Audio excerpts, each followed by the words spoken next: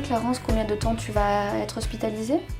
Environ une semaine. D'accord, donc je vais t'ouvrir l'accès Internet pour une semaine. Donc maintenant, on va vérifier si ton compte fonctionne bien. Tu es d'accord? Oui.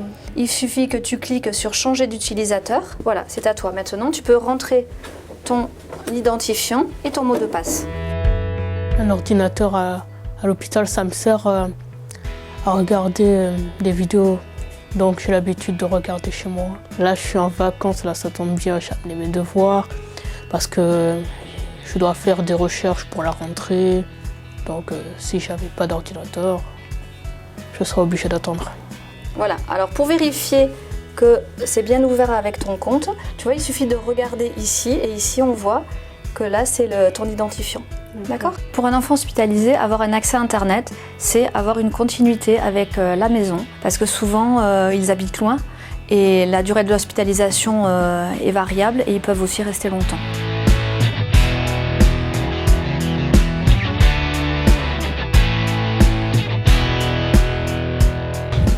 Coucou! Salut Hugo!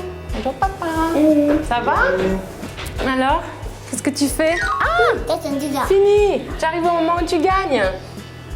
On a déjà fait 2. T'en as fait 2 déjà? Tout seul? Il faut être posé ou pas? Les services de pédiatrie sont très différents et ont des besoins extrêmement différents selon les pathologies accueillies, les âges des enfants et surtout la durée d'hospitalisation. L'ordinateur nous apporte déjà une ouverture de par Skype. On peut communiquer avec notre famille. Pour notre part, on habite à 80 km d'ici, donc c'est vrai que c'est très important de pouvoir quotidiennement pouvoir parler avec eux et de les voir plus que le téléphone. L'ordinateur nous a été apporté la semaine dernière, il a été installé la semaine dernière en tous les cas, par Delphine l'éducatrice. Et comment tu trouves l'ordinateur, Hugo? Bien. C'est bien? Qu'est-ce que tu aimes faire dessus? Posé.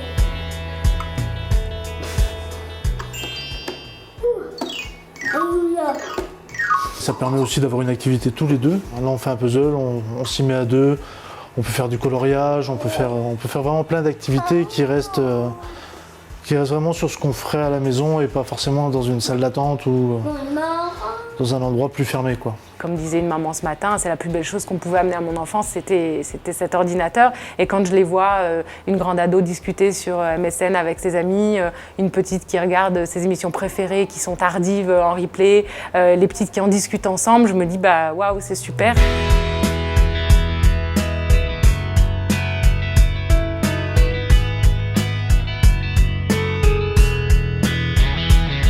Bonjour Angèle, ça va? Comment ça s'est passé aujourd'hui? Comment tu te sens? Un peu fatiguée en fin de séance? Ça va? Oui, ça va. Alors nous sommes ici dans l'unité d'hémodialyse pédiatrique qui accueille les enfants qui ont besoin de traitement de suppléance pour le traitement d'une insuffisance rénale terminale et qui viennent plusieurs fois par semaine, 3 fois par semaine en moyenne, mais certains enfants viennent 6 jours sur 7 pour bénéficier de ce traitement. Ce sont des séances longues qui durent entre 3 et 5 heures. Durant lesquelles les enfants sont dans un lit branché à une machine qu'on appelle un hémodialyseur.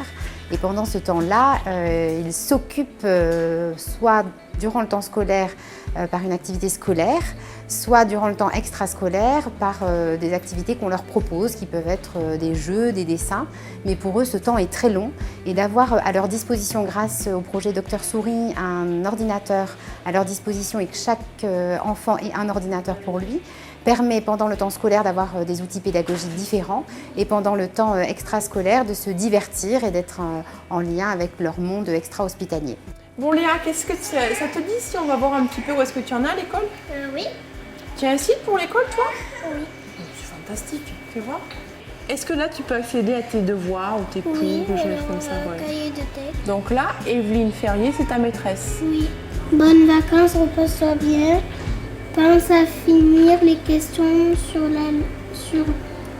l'album de Zeralda. Ils ont besoin de faire ici aussi des devoirs. Donc du coup, ils sont obligés de faire un relais avec leur école puisqu'il faut bien qu'ils aient une scolarité le plus normale possible.